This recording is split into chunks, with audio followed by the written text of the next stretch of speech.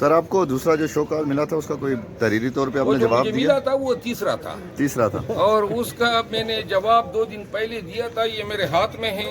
وہ بیرسٹر گور صاحب نے کہا ہارڈ میں بھی دے دیں، تو یہ ہارڈ میں میرا سٹاف ان کو پہنچا رہا ہے ہارڈ کاپی میں، اور بس تمت تو بالخیر۔ تو پھر اب کوئی جب حکمرانی اس انداز سے ہوگی، جب 26ویں آئینی ترمیم کے ذریعے آئین پاکستان کا اشر نشر ہوگا، اور عدلیہ میں اب جو ہو رہا ہے، جن لوگوں نے 26ویں آئینی ترمیم کے لیے ووٹ دیا ہے، وہ اب جا کے دیکھ لے سپریم کورٹ کی اعلیٰ تزار ایک بینچ کیس لگاتا ہے، اور اگلے دن جو ہے کہتے ہیں کہ توہین عدالت، اگلے دن کیس ہی کوئی اتنی بے یقینی کی صورتحال ہوتی ہے۔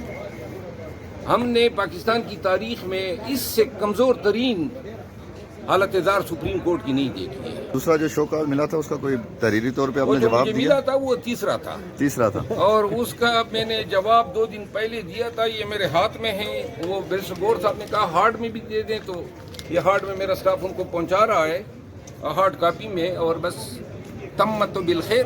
تو پھر اب کوئی صاحب نے کہا ہے کہ آپ صدر سے اپیل کر کے عمران خان کی سزا معاف کروا سکتے ہیں، کیا آپ لوگ اپیل کریں گے اس اپرچونٹی کو اویل یہ کریں گے؟ صدر سے اپیل کے لیے ان کا وقت آئے گا۔ وزیر قانون صاحب کو میرا مشورہ ہے اپنے میاں صاحبان کے لیے یہ موقع بچا کے رکھیں۔ وہ جو کیسز انہوں نے عدلیہ کا گندہ استعمال کر کے اور ملی بھگت سے اداروں کے ساتھ، جس طرح نیب ان کے ساتھ مل گیا تھا، ختم کیے ہیں، یہ کیسز دوبارہ سر اٹھائیں گے، اور میرا خیال نہیں ہے کہ یہ سیاسی انتقام کا نتیجہ ہوگے، بلکہ جب بھی ملک میں نظام عدل بحال ہوگا تو یہ کیسز، تمام کیسز جو کرپشن کے ہیں، بدعنوانی کے ہیں، یا اختیارات کے ناجائز استعمال کے ہیں، ان تمام کیسز کا اثر و نو جائزہ لیا جائے گا اس ملک میں۔ اسی لیے تو ہم کہہ رہے ہیں کہ خدا را مذاکرات کے ذریعے اس ملک کو اور اس ملک کے عوام کو ان کا لوٹا ہوا حق واپس کر دو۔ بے شک آپ ہمیں مینڈیٹ نہ دیں، لیکن جو بنیادی حقوق ہیں ان سے تو باز آ جاؤ۔ کیا حشر کر دیا ہے اس پیارے پاکستان کا انہوں نے، اور اغراض اور مقاصد کیا ہے؟ لوٹ مار۔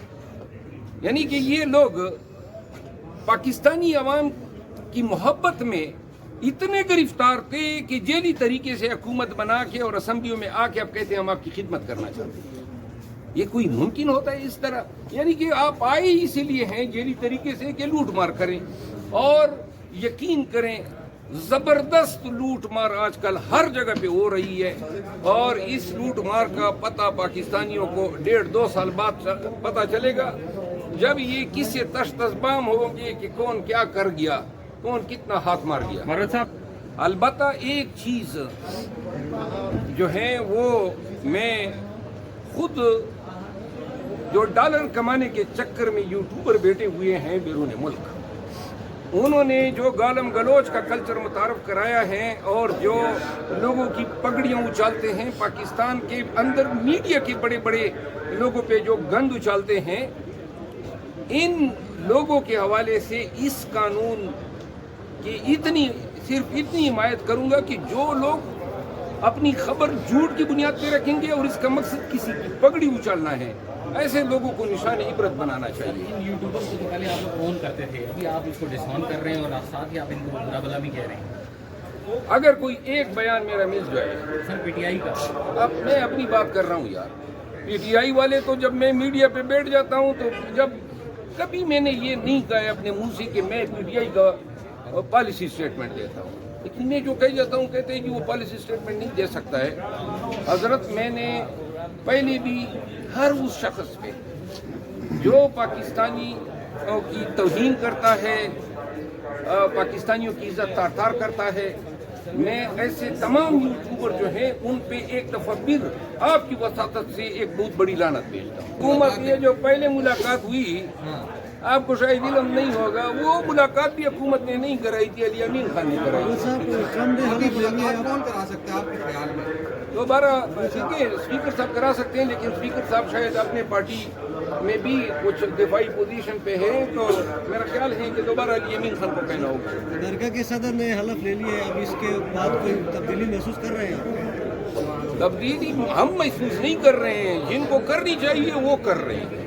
آپ کیا ٹرمپ کے آنے کے بعد ٹرمپ کے آنے کے بعد جو ہے نا، ٹرمپ کے آنے کے بعد لندن پلان کرنے والے تمام لوگ سرکاری طور پر یتیم ہو گئے ہیں نا. وہ پیغام تو فیصلے نے خود دے دیا ہے کہ فیصلے سارے اسی طرح ہیں.